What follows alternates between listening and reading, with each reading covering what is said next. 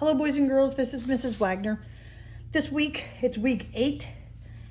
We are going to practice painting a little. We are going to talk a little bit about taking care of your brushes and how to hold a paintbrush to start. And then we'll talk about the paint colors that we're going to use and why we're using those paint colors. So today we're going to talk about, at first we're going to talk about how to hold your brush. I hold my brush just like I'm holding my pencil. I use my thumb to hold the brush against my pointer finger and my middle finger. I like to be able to move my brush all around and have a lot of mobility. That just means that I can move it easily. I also sometimes at times want to rest my hand and use my hand, my fingers, and you do more small detailed work. So you want to hold your brush so that you can do that kind of detailed work. When you're washing your brushes, you need to keep them clean so that the next time you want to use them, they're not going to be hard as a rock. Today I am using tempera paints. That's paint that comes in a bottle that you squirt out. What I did was I took a little paint, I put it in a cup, and I added a little bit of water to make it thinner so it kind of resembles watercolors. You know, watercolors you can see through. They can be light and they can be dark. If you use regular paint that comes in a bottle, it's usually very, very dark. So today I'm going to show you how to get this paint. I put a little bit of green paint. I don't know if you can see that on this table, but I have a little bit of green paint that I'm going to wash out of my brush. I put my brush to the bottom of my cup of water and I rub it around. Sometimes just putting it up at the top of the water doesn't get all the paint right out of this part where your bristles hit that part of your brush. So we want to push it down at the bottom, hold that cup still so it doesn't spill, and rub it around at the bottom. Then it gets it clean. I usually wipe the edge or my brush against the edge of the cup. It gets a bunch of the water out, and then I just gently squeeze it. I don't squeeze and pull because sometimes you could take the bristles out of the brush and you don't want to do that. So we're just going to gently squeeze it so my brush is clean. Today we're going to talk about cool colors and warm colors.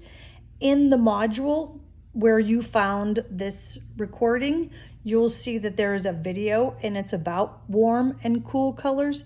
So you're going to watch that recording and it'll explain a few things about the difference between warm and cool colors.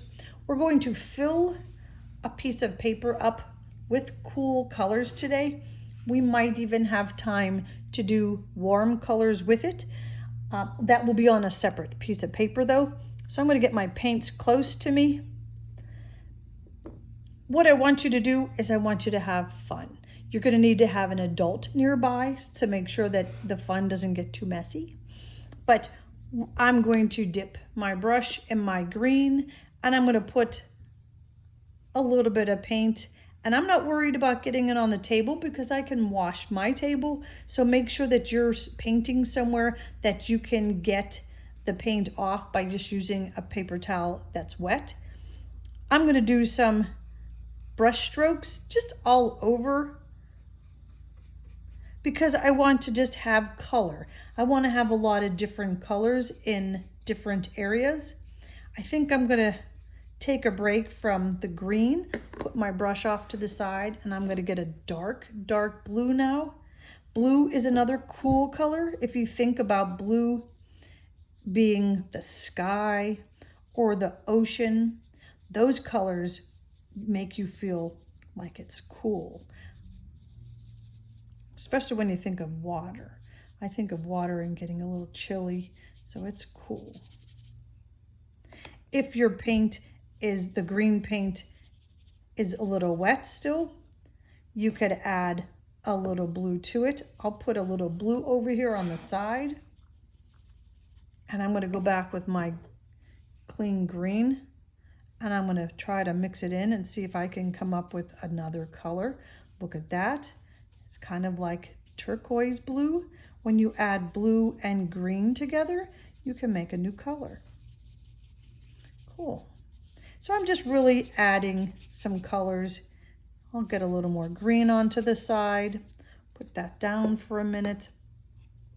Put a little bit of dark blue underneath this teal. That way you see the difference. I've got the green up here. I've mixed them together in the middle, and I'm adding some dark blue around it. What we're going to do today is just add cool colors to this paper. I like purple. Purple is another cool color, so we're going to add a little purple to it. This is a different kind of paint. Seems a little bit lighter, not quite as heavy, but I'm going to put some pretty blue in there. I'm mixing that with a little bit of the blue that's still not dry yet. I want to fill my whole paper up so it's nice, cool colors all around. I do have another blue that I had in my cupboard. It's like a very light turquoisey blue. So I will put it on there, but I think I better put a little more purple. I only have purple in the bottom corner. I'm gonna put a little purple up here. I like the purple next to the green. It looks really pretty. And some of that blue up there is wet too, so it's blending a little bit. Maybe a little bit of purple over here.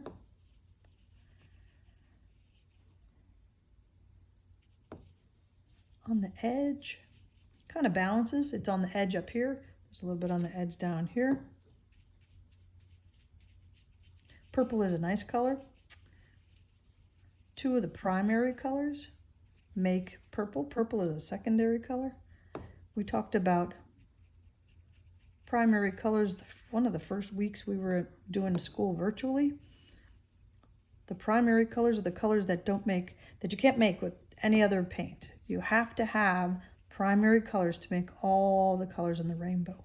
I hope one of you might remember it, but I'm going to tell you, red, blue, and yellow are the primary colors. They make the secondary colors. The secondary colors you use more often than you think. Secondary colors are orange, purple, and green. We have two secondary colors here. Those two secondary colors are cool colors. Here's that other turquoisey blue that I had. It's very pretty. I don't know, I think I kind of like that blue in there better. I'm just going to put a little bit here and a little bit over here just to have the brightness of that blue. I also have black.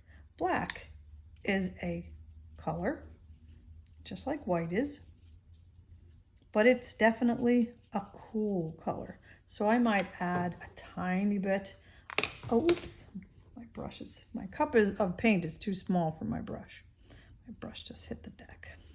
So I'm gonna add a little bit of black here in some of the white spaces where I left a little bit of white paper showing through. I'm gonna add a little black. And you see I'm still filling all the spaces in. I wanna have as much white paper covered up so that I don't see the white. I think the colors look really pretty together. They're all cool colors. You can mix yours more. You can add a little bit of blues to the green to get that teal green. You can add some purple to the blue. It makes a pretty color too. But add a little bit of black. Black you have to be careful with because it'll cover up over everything and you'll just have black.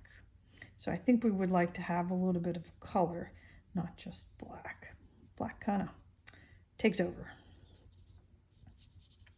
I kind of like it super dark, but I kind of like how it's blending in with that purple. And I'll put it in with some of this blue. Okay, these are your cool colors that make you think of the night sky, the ocean, very, very beautiful colors together. These are cool colors. I will put that off to the side to dry.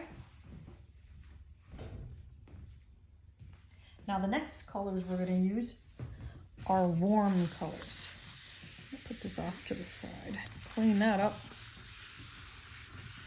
Okay, there's my new paper. All these cool colors have to move so I don't dump them. Now here's my warm colors. My warm colors, I'll move my paper, are orange, red, and yellow. So with these colors, we have two primary colors. Remember, yellow and red are primary colors. If you take a lot of yellow and add a tiny bit of red, you will get orange.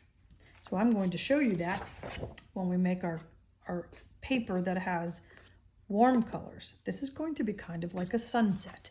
You remember warm colors because they're the colors that you think of when you think of being warm. The sun makes you warm, that's yellow. And when you're looking at a fire, like a bonfire, if you've ever had one with your parents or your family, that's usually you'll see red, yellows, and oranges in the flames. So those make you warm too. So we're gonna practice making our own orange.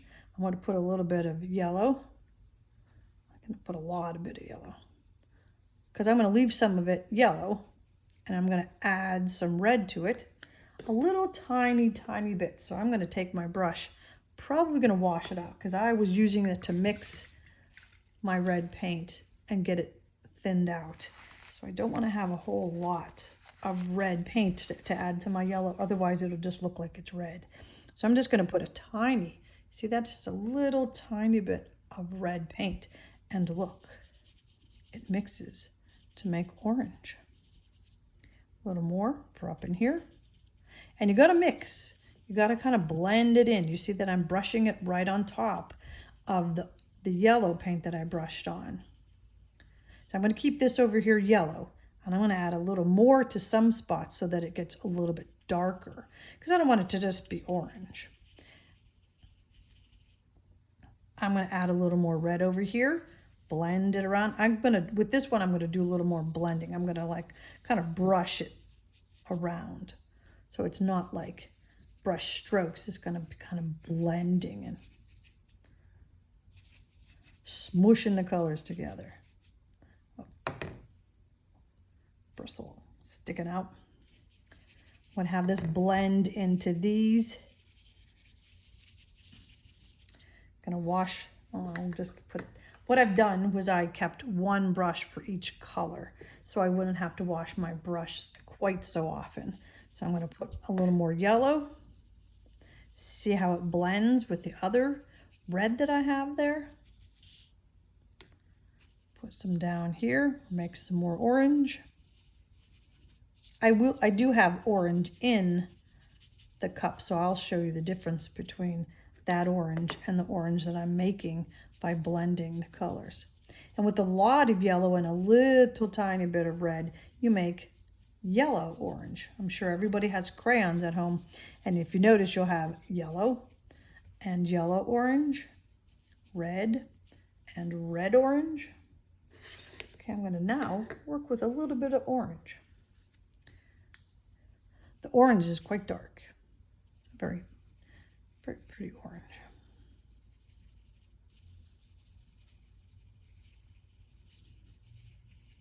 Your painting's not going to look exactly like mine because everybody brushes paint on differently. You're going to have darker spots. I can even add red to this orange to make it even darker. Let's try that. Because now the orange is orange. Now I'm going to make it red orange. That kind of took over. Maybe my orange dried already. With this type of paint, the paint that comes out of the bottle, once it starts to dry, you're not going to get it to mix anymore. You have to work with it super fast.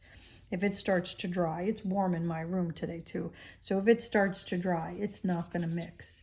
It'll just be one color on top of another. So if you don't want a color somewhere, wait till it dries, and then you could add another color on top of it. If it's a light color, you might have to do it again. You might have to do paint it a second time to get the color to cover it good. But look, I can go right over top of things and it doesn't mess it up. I think I'm going to do a little orange in this corner. So these are warm colors. Warm and cool colors are the opposites, right? When you're warm, you're not cool. And when you're cool, you're not warm. So they are opposites. There are opposites when you're feeling the temperature with your body and when your eye sees that temperature. I think I'm going to put a little bit of yellow up in this corner to finish up my page. And I'm going to show you the difference between warm and cool. I won't be able to see all of it because my camera doesn't see that much space. So we'll have to just show you parts together. Give me a second to move my paint out of the way. I will turn this sideways. So the top half will have the warm colors and the bottom half will have the cool colors. So today we painted with our warm colors, which are red, yellow, and orange. And we also painted a page with our cool colors, which are purple, greens, and blues. Please enjoy yourself and make sure that you clean your brushes really good when you're finished, and help your grown-up clean the table or wherever you were painting so that when you ask them the next time if you could paint, they'll know that you're going to be helpful and you'll help clean up your messes.